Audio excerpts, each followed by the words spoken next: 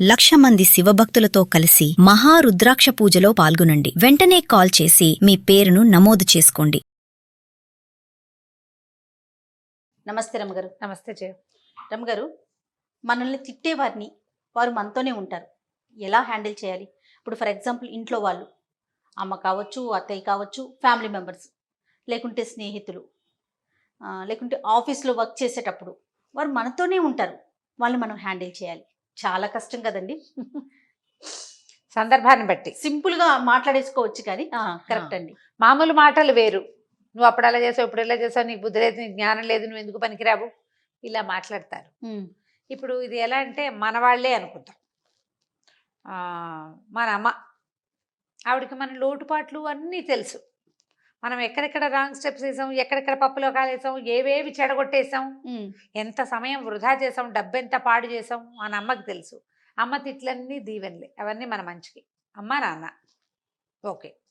అక్కడి నుంచి మన అత్తగారు కూడా ఇదే పొజిషన్లో ఉంటుంది. అవును. కాకపోతే మనం దాన్ని తీసుకోలేకపోతాం. అమ్మ తిడితే తీసుకున్నట్టు అత్తగారు తిడితే తీసుకోగలమా? క్యారెక్టర్స్ని బట్టి మారిపోతూ ఉంటుంది కదండి. జనరల్గా మారిపోతుంది. అక్కడి నుంచి సిచ్యువేషన్ని కొనసాగనివ్వకుండా తిట్టేవాళ్ళు కొంతమంది ఉంటారు. మీ అమ్మ మీ నాన్న దాకా వెళ్తారు. అవును.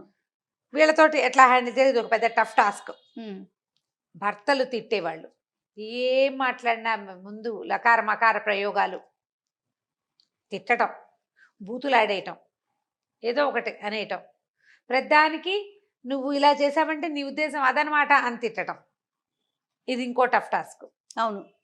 ఈ రెండూ కాకుండా మూడోది ఇంకోటి ఉంది. ఎక్కడికో వెళ్ళాం, ఏదో పని చేయబోయాం, అక్కడున్న వాళ్ళు తిట్టడం మొదలు పెడతారు. చిన్న చిన్న విషయాల్లో జయ, బస్సులో తోపులాటల దగ్గర నుంచి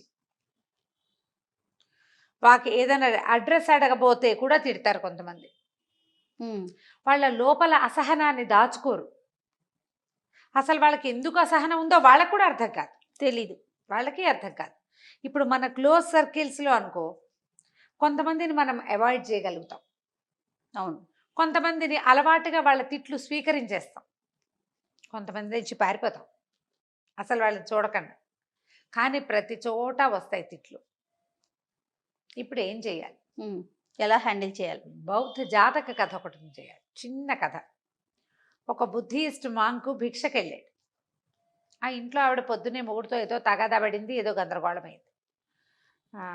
పని పాట లేదా, ఇళ్ళమ్మడి పడి తిరుగుతారు ఎప్పుడు, ఇప్పుడు ఎవడు పెడతాడు నీకు అని అరిచింది. ఈయన రెండోసారి అడగాలి, భవతి భిక్షాం దేహి అని. అడగగానే తేలిగ్గా కూర్చున్నావా, తేరగా ఉందా, పని లేవు పాట లేవు మీకు అన్నది. మూడోసారి కూడా అడిగాడు. మూడోసారి మళ్ళీ భవతి భిక్షాం దేహి అన్నాడు. ఆవిడ రయ్యమని లేచి చేతిలో ఉన్న చాట బయటికి విసిరేసి, ఇట్లా చంపుకు తింటున్నారు, ఊరంతా బిచ్చగాళ్ళు తయారయ్యారు అని. ఇంకా ఆవిడ కొంచెం, నేను కాస్త మామూలు భాష చెప్తున్నా కదా, ఘాటైన పల్లెటూరి భాషలో 4-5 వాక్యాలు అన్నది. ఆయన నిశ్శబ్దంగా వెళ్ళిపోయాడు. ఈవిడ విసిరేసిన చాట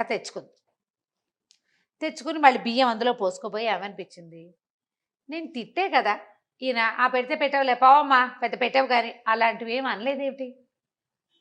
పైగా మొదట తిట్టా, మళ్ళీ అడిగాడు, మళ్ళీ తిట్టా, మళ్ళీ అడిగాడు. మూడోసారి ఆయన రివర్స్లో అవ్వాలి, లేదా రుసరుసలాడాలి, ధూమధుమలాడాలి. ఎలా ప్రశాంతమైన మొహంతో వచ్చాడో అలాగే వెళ్ళిపోయాడు. ఏమిటి, ఏమైనా శాపం ఇస్తాడేమోనని డౌట్ వచ్చింది. ఓహో. ఆ చాట అక్కడ పెట్టి ఆయన వెనకాల పరిగెత్తుకుంటూ వెళ్ళింది.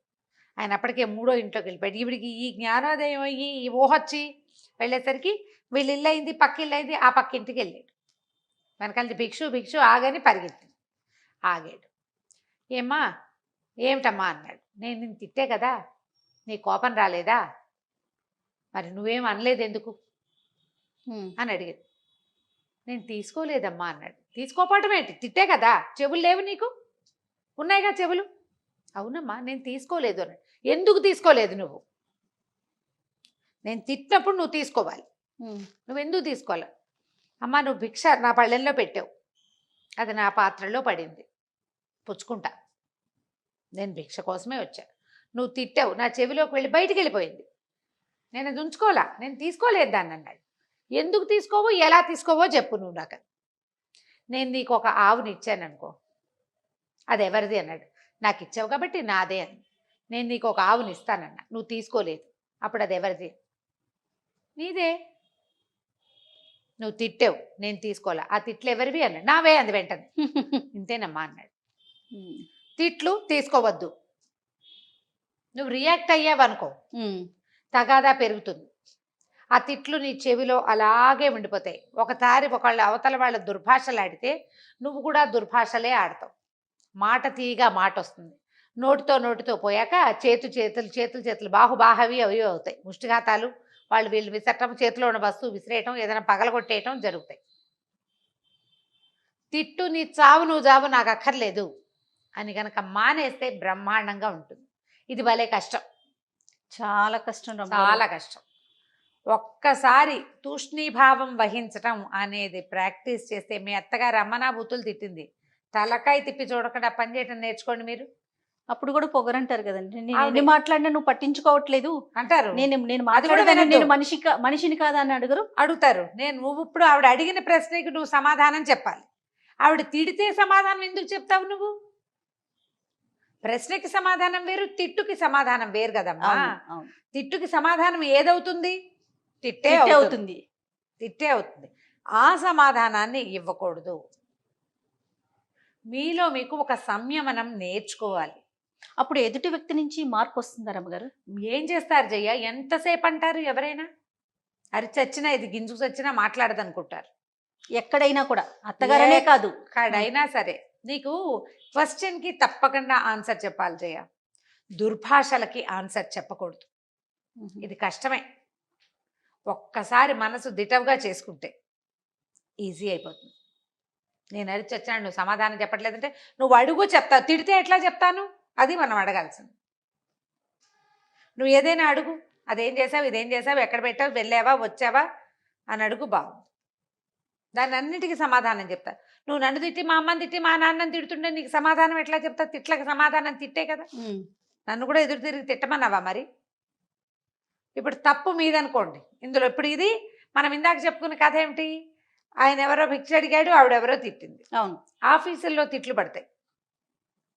ఆఫీస్లో పడతాయి. ఏదో ఒక పని ఇచ్చారు, వాళ్ళు చేయలేదు, వీళ్ళు నువ్వు గుడ్ ఫర్ నథింగ్, నువ్వు ప్రతి ప్రాజెక్ట్లో ఇలాగే పాడు చేస్తావు, ఇలా ఏదో తిట్టారు. లేదా ఇన్ టైం ఏదైతే నీకు మెమో ఇస్తాం, లేకపోతే ఇంకేదో షో కాజ్ నోటీస్ ఇస్తాం అన్నారు. వీటికి సమాధానంగా మనం ఏం చేయాలి? తప్పుని కరెక్ట్ చేసుకోవాలి. ఎస్, పని చేసి చూపించాలి. ఎవరికైనా అంతే. మీరు తిట్లు రాకూడదు అంటే అప్పుడు అకారణపు తిట్లు పక్క పెట్టు. సకారణపు తిట్లు ఉంటే వాటిని కరెక్ట్ చేసుకోవాలి. ఇది మనం పిల్లలకి చెప్తాం. ఎట్లా? వాడి పిల్లడికి 50 మార్కులు వచ్చినాయి 100కి, తెగ తిట్టావు, పిల్లాడు ఒక 10 ఎక్కువ చేసి చూపిస్తాడు నీకు కదా. నువ్వు అదే కదా కోరుకుంటావు. అవునండి, ఎవరైనా అంతే. మరి ఇక్కడ కూడా అంతే. నీవు తిట్లకి ఎదురు తిట్లు తిట్టి నేను చెయ్యను, నీ దిక్కుంచో చెప్పుకో అంటే నువ్వు ఎప్పటికీ కరెక్ట్ అవ్వవు. కరెక్షన్స్ ఉండవు నీకు. జన్మంతా నువ్వు ఎవరో ఒకరితో అనిపించుకుంటూనే ఉంటావు. ఆ మాటలు మూటల్లాగా మూసుకుంటూ ఉంటావు. మాటలు మొయ్యద్దు, ఆ మూటలు మోసుకోకండి. అనవసరమైన తిట్లు తీసుకోకండి. ఇది ఎప్పుడు అవుతుందంటే జయ, ఎప్పుడు మనని మనం కరెక్షన్ చేసుకుంటూ ఉండాలి జయ జీవితంలో. ఇవాళ కూరలో ఉప్పు తక్కువైంది, రేపు కొంచెం మరి కాస్త ఎక్కువ వేయాలి. ఇవాళ తిట్లు తిన్నాం, వంట సరిగా రాలేదు, కొంచెం ఒళ్ళు దగ్గర పెట్టుకుని వండుకోవాలి. మనం చేస్తాం కదా, మనమైనా తినాల్సిందే కదా. మొగుడు అన్నాడు కాబట్టి, ఆయన ఏదో అన్నాడు, అత్తగారు ఏదో తిట్టింది కాబట్టి ఎలాగోలా చేసి పారేయం. ఇవాళ బాగా చెయ్యాలనుకుంటామా? ఖచ్చితంగా అండి. అప్పుడు కరెక్షన్ ఎవరికి కుదిరినట్టు? మనకి వ్యక్తికి కరెక్షన్ వచ్చింది. తిట్లు నీకు ప్లస్ అయ్యాయి కదా, అలాంటివి తీసుకో. దాంతో నువ్వు కరెక్ట్ ఎక్కడ సరెవ్వాలో అక్కడ సరెవ్వు. అకారణంగా తిట్టేవాళ్ళు లేదా పాత విషయాలు ఎత్తి తిట్టిపోసేవాళ్ళు, వాళ్ళని వదిలిపెట్టేసేయండి. ఎంత వదిలేస్తే అంత హాయిగా ఉంటారు. ఇది వాళ్ళ హాయి కాదు, మనకి హాయి.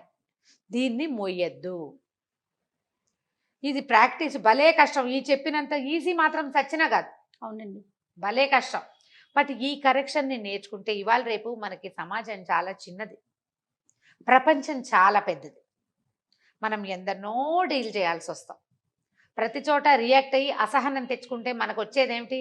మనకున్న సమస్యలతో పాటు బీపీ కూడా ప్లస్ అవుతుంది అవును. కదా. పైగా ఏమవుతుందంటే నువ్వు తిట్లకి సమాధానం తిట్లే చేస్తే ఎప్పటికీ కరెక్ట్ అవ్వవు. నువ్వు మనం కరెక్ట్ అవ్వము, ఆ ఇష్యూ సద్దుమణగదు. సద్దుమణగదు, అది ఆగదు. ఇంకా నువ్వు ఎప్పటికీ కరెక్ట్ కాలేవు. కాబట్టి కరెక్షన్కి ప్రాధాన్యత ఇవ్వండి, తిట్లని అనవసరంగా తీసుకోకండి. తప్పకుండా చాలా మంచి విషయం చెప్పారు అమ్మగారు. నమస్తే.